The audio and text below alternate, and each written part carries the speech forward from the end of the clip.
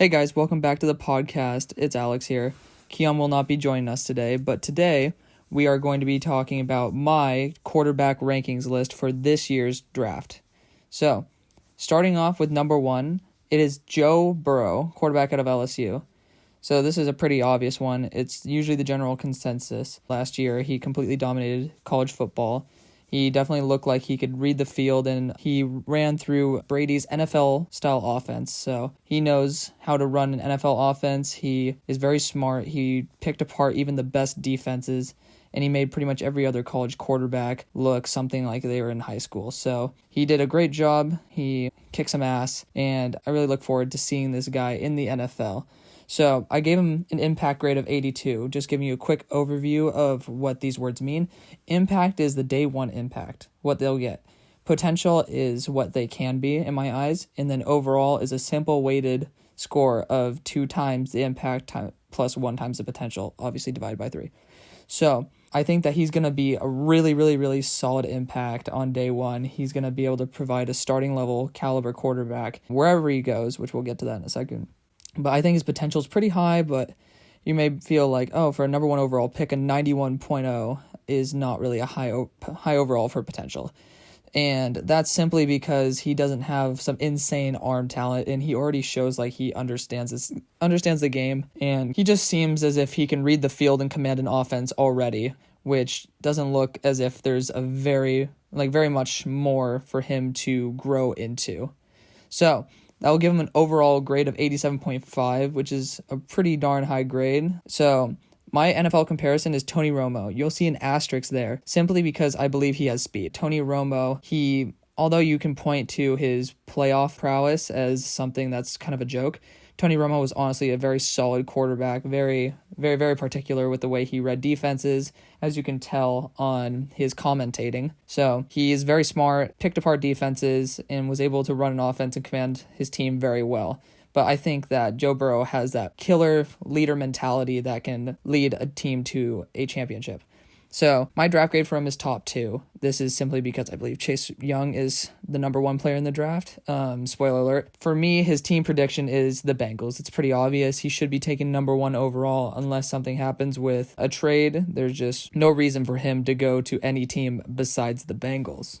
All right, now we're going to go on to Tua. All right, so Tua, he's been very popular since his initial debut, so to speak, at the national championship game where he took over at halftime and completely came back and kicked Georgia right in the rear, especially on that last play in overtime to Devontae Smith. He has been a very consistent, very accurate quarterback, and he shows some amazing promise. However, he has a lot of injury concern. So to anybody who doesn't know already, he's already had 3 surgeries. Rex Ryan hinted to him having actually 5 during college. And the general premise is that if he can't stay healthy in college, he can't stay healthy in the NFL. So I gave him an impact of 78 just because I believe he's going to be a little bit of a liability at the beginning because of the fact that they have to baby him in a way to increase his health. Or to keep him from getting injured. So I give him a potential of 95.0, which is higher than Joe Burrow, simply because this dude is already extremely accurate. His comp for me is Drew Brees. So if he can reach that Drew Brees potential, he can truly be an ultimate game manager with even more speed than Drew Brees ever had. So he really has an amazing potential. He has more potential than anybody in this entire draft, in my opinion. And he needs to be considered as a number 1 talent. I would put him above Joe Burrow if it weren't for his injury concerns. So my draft grade for him is top 10 simply because his injury makes me extremely nervous. And I love what Rex Ryan said. He said if he were a team that had only 1 first-round pick, he would never pull the trigger on Tua. But if he were a team with multiple first-round picks, he'd be perfectly fine because he wouldn't give up on every single other first-round talent just for Tua. Simply because of his injury, not because of his talent. For Tua, I put his team prediction as the Dolphins, simply because it's the next team on the board that can really take a quarterback, and people are hinting at a number 3 overall trade move up, and the Dolphins have the ammunition to move up and still stay in the first round. Okay, going on to Justin Herbert, and he did a good job, but he really didn't show out in the way that most quarterbacks have these one extremely famous game. So Mel Kiper points out to the fact that most players have like one insane game that you can point at as like, whoa, that's his potential. And Justin Herbert really hasn't had that game that just pops off the tape. So for me, I'm giving him like a low impact grade just because he really doesn't have that much of an X factor potential for me. And his potential isn't that high at an 87.0 simply because we have not seen him reach the heights that we really thought he could, especially for someone who was considered a number 1 overall pick in previous year's drafts. This guy has insane talent. He has an amazing arm, but he really just hasn't been able to unlock that superstar X factor, if you want to put it in Madden terms, rating on him in a way that any other quarterback like Tua Tagovailoa and Joe Burrow really have. My NFL comp for him is Joe Flacco with some speed. It's a guy with a cannon arm, makes some read mistakes, but if he's able to chill out when it comes to making stupid decisions and then randomly throwing a ball extremely inaccurately, I don't understand it. He'll throw some balls perfectly right on the money, but he has some balls that just completely whiff.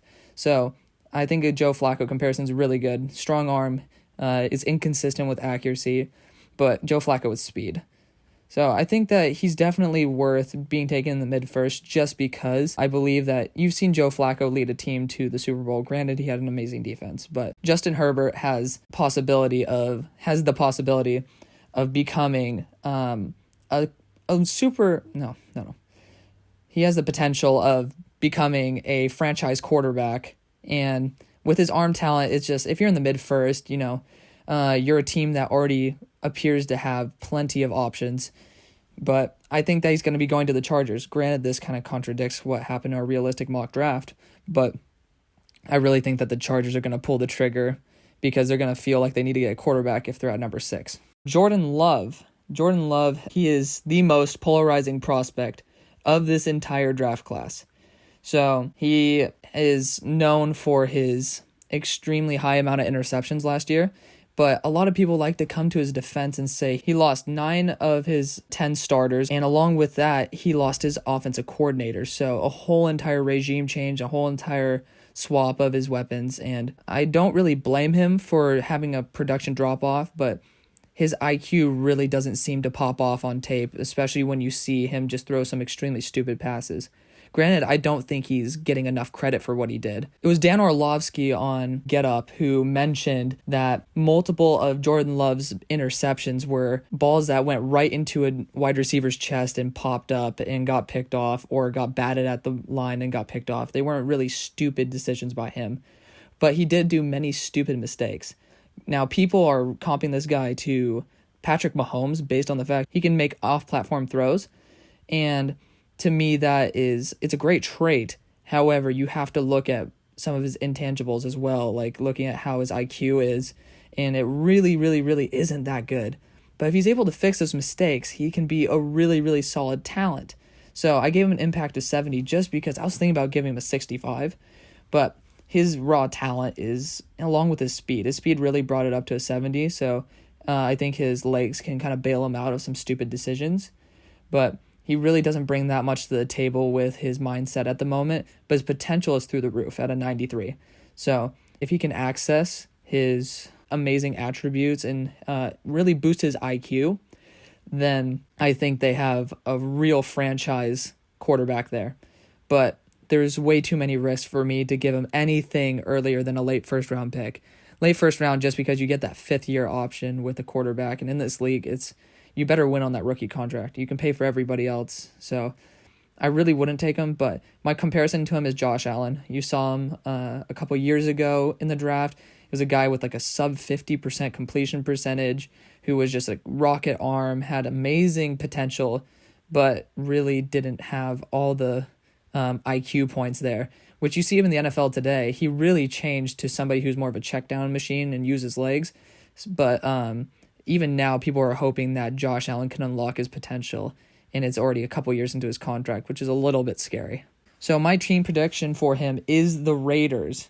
So the Raiders, they are a team who obviously are looking for at least some pressure on Derek Carr when they signed Marcus Mariota to a deal. So obviously having Derek Carr there for a little while would be able to have Jordan Love sit and learn, even though I don't know if Derek Carr is the greatest person to learn from. he'll be able to learn from our starting caliber quarterback and will be able to sit and watch and not be rushed into the action. Okay, so going to Jacob Eason, who is my number 5 quarterback. He's a quarterback from Washington, and for a while he had number 1 hype when he was going into Georgia, when he was sitting there and got replaced by Jake Fromm. So Jacob Eason is a man who is very similar to Jordan Love in the fact that he has all these physical talents, but he really lacks that quarterback IQ, and they make a lot of stupid mistakes. And my problem with Jacob Eason that puts him below Jordan Love is that Jacob Eason really didn't let that Washington offense become a juggernaut. And neither did Jordan Love, but Washington, I believe, had much better weapons than Utah State ever had. So Jacob Eason really lacked in that department, so I'm going to put him down at number 5. So impact, 70, I think it's the same thing. It's a guy with insane talent and makes a lot of stupid errors, but has the ability to move around and is able to get rid of some of these stupid mistakes with his legs, even though I don't think he's a very mobile quarterback. His potential is 88, so he doesn't have those insane intangibles where he can throw at multiple different arm angles the way that Jordan Love can, and he doesn't have the legs Jordan Love does. So I don't think he has that high of a potential, even though his insane arm talent, he's probably the most gifted arm talent-wise in this entire class. He has so much arm strength, and if he's able to just wind down his accuracy a little bit and make it a little more precise, along with being able to get rid of a lot of these stupid mistakes, he can really be a solid starting quarterback in the NFL. So that gives him overall 76. My NFL comp for Jacob Eason is Jameis Winston. So Jameis Winston is honestly not his coming out of the draft, but his grade as of right now. So it's someone with insane arm talent, but has these stupid errors that make you scratch your head, and it's why? Why would you do that? If you can just stop being an idiot, then maybe you wouldn't be in the running for Defensive Player of the Year. So I gave Jacob Eason the draft grade around 2 because the potential's there. You can see that he has the idealistic traits physically in order to build your franchise quarterback. But there's way too many good guys in this draft to be able to put Jacob Eason up in that first round. My team prediction for him is the Colts because I've been hearing buzz that the Colts have been talking to him and are expected to take him with their second round pick. All right, and my number 6 quarterback is Jake Fromm out of Georgia. So this is a guy who is a stereotypical game manager to me. He is someone who doesn't make many stupid decisions. He's very accurate, but he really doesn't have that it factor that really sets other guys apart, and he doesn't have the physical strength in order to warrant me being able to call this guy someone who I'd be willing to pick in these higher rounds. I don't think this guy is a franchise type quarterback. I think he's someone who's a very good bridge quarterback. He's someone who could probably lead you to the playoffs once out of his 4 years, but he is someone who I can't see actually leading a team through the playoffs, leading a team to victory. So impact 75, which you'll realize is higher than most of the guys that I've had before, especially the past 2 guys. And that's because he's just someone who is a perfect game manager. He's someone who can come in and lead your team very well. I can kind of believe him actually as a Nick Foles type role with maybe a little bit less arm strength. That might be a different NFL comp that I talk about.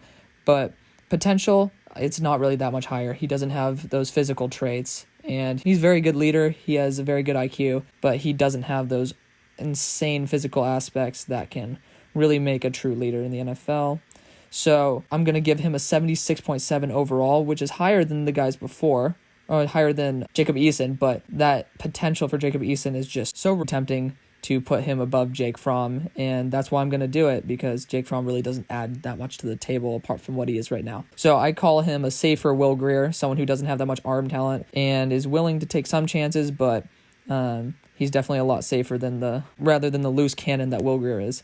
So I give him a draft grade around 3, and I believe he's going to the Patriots. He just looks like a Patriots-type quarterback. All right, going on to number 7, Jalen Hurts.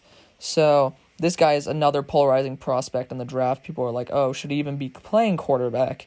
I saw this guy. He didn't look bad. Lincoln Riley does a very good job making quarterbacks look amazing, and he also does a very good job at training quarterbacks to be amazing.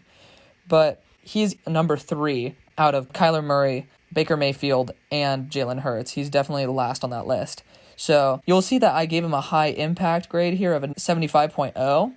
And that's simply because I believe he can add a special weapon to the offense that is a little bit more than just a quarterback. And I believe his potential is even higher than the guy before him. But the problem is Jalen Hurts can truly be a bust. I really think that he has good potential and he can be basically a Taysom Hill type. But he has the ability to be someone who you do not want to keep on a 53-man roster based on the fact that if he does become someone who chokes in very high leverage moments and someone who really just can't throw the ball correctly and runs when he doesn't need to, which is kind of a problem he has, then he has a very low floor, bottom line. So I'm going to give him an 83 potential and overall 77.7, but keep in mind that he has a big bust factor that put him down at number 7. So I gave him a Taysom Hill comp, which is fitting because he does act as a running back, wide receiver. He can obviously play quarterback, so he can play all around. Maybe not to the point Taysom Hill can, but he has speed there too, not to the same with Kyler Murray. So I gave him a round 3 draft grade just because he's able to play around, and I gave the team prediction as my Steelers because I think we want to keep Ben healthy for a little while longer, and what better way to keep Ben healthy than to be able to take a little bit of leverage off him every now and then with a potential weapon on the field with Jalen Hurts. All right, going on to number 8, Cole McDonald. So this might be a shocker to most people, but I fell in love with Cole McDonald all the way back in 2017 or 2018 when I first watched this guy play. And looking at him play BYU that year was something that really clicked in my head. And I was like, wow, this guy actually does have some talent here. Now, he has a pretty low football IQ. He makes a lot of stupid mistakes. If you turn on the clip to him playing Washington, it was kind of abysmal. But this guy has all the physical traits. He's extremely fast, very talented. He has a lot of potential on the table, which is why he has a pretty good potential grade. But, man, he has some horrible, horrible red flags when it comes to his football IQ. He just makes some really stupid mistakes, and you're just like, I don't understand why you're doing that. So he's going to have a 68 impact, the lowest yet, which makes sense why he's lower on the list. But just his stupid mistakes are way too much to overcome. Potential 85.5. He really does have the size of a typical NFL quarterback, and he has scrambling ability. He is really fast, which gives him an overall of 73.8. And I also comped him to Jameis Winston. I would almost say Jameis Winston with more speed, but he's even more so like Jameis Winston because he makes so many stupid errors. He can definitely win Defensive Player of the Year. So if he fixes all of those issues, he will be perfectly fine. But it's just, that's a big risk. So that's why I'm going to put him round 5 just because of that potential. And I think he's going to go to the Saints because I think Drew Brees can honestly give this guy an edge, can give this guy motivation to fix his game up and be able to read defenses a lot better. Going to number 9, Tyler Huntley, quarterback out of Utah, another one of these guys who might be a shocker coming at number 9. This is a guy I really like. I would have put him higher if I saw he had a higher ceiling. So he's someone who's very accurate. I believe he was one of the highest accuracy rating quarterbacks in the NCAA last year. And he really does manage the game very well. He's very safe with the football, and I really like him for that, and I think he's a great game manager. However, game managers, apart from Tom Brady, as Max Kellerman likes to point out, don't really win much. They can just give you a third down, and unless you have the greatest kicker of all time, as he says, that might not turn out to be the thing that you need, and especially in a game like now where you need these weapon X's in Patrick Mahomes and Lamar Jackson to make a huge difference. Tyler Huntley will not have great potential, so he has a solid impact of 74, and he just does not have that potential because he doesn't have the physical traits, and he's way too precautious. So I believe he's a Jacoby Brissett type. He really does remind me of him, someone who's able to dink and dunk and is extremely accurate, but really doesn't have that leadership factor that these guys above him really do have. And I believe he's going to the 49ers because Jimmy G has these injury factors, and they kind of need someone better than Nick Mullins to back him up. So give him somebody who can step in and manage a game well, let the defense really win them the game. And I believe that would be a way that they can continue without him, almost in a Nick Foles type role. Ending off the list at number 10 is James Morgan, quarterback out of FIU. A lot of people have him higher than 10, but to me, he was too much of a small school prospect in order to give him actual higher grade than what I actually gave him. So I read up a report by Dan Marino on James Morgan, and it kind of gave some red flags to me. I was thinking about putting him higher up in the list just because of his raw physical talent, because this guy has the arm strength and the ability to throw anywhere on the field. which is a great aspect to have, which will give him a higher potential grade than what would have happened if he had less arm talent. But Dan Marino said that this guy sometimes just whiffs on balls. Seems a little bit familiar to Justin Herbert, but even more than Justin Herbert. This guy doesn't have the physical aspects, the running ability, the consistent leadership that Justin Herbert has, and he just seems to be like an arm. He's very much so a project with his arm strength and lack of accuracy. So I'm going to give him an impact of 65 just because I don't really think he'll make that much of an impact in the NFL. But if he's able to fix up those issues and be able to fit those balls into tighter windows, one of his issues was that he thought windows were there that actually weren't. So that's a very bad trait when you have amazing corners that are able to pick off almost any pass. So if he's able to recognize the right windows, he'll be able to do a great job. So I gave his comp as Mason Rudolph, someone with a lot of arm strength, someone who makes some stupid errors. Me as a Pittsburgh Steelers fan understands this. So I gave him a draft grade of round 6, and I predicted him going to the Lions. So Matthew Stafford is also a loose cannon, but Matt Stafford has definitely gotten way better when it comes to his decision-making when throwing the football. All right, guys. So that was my top 10. If you guys want to hear about the next 5 prospects that I have on the rankings list, please let me know. But otherwise, I'm going to let you guys go. Thank you guys so much for watching, and I hope to see you guys next time. Peace.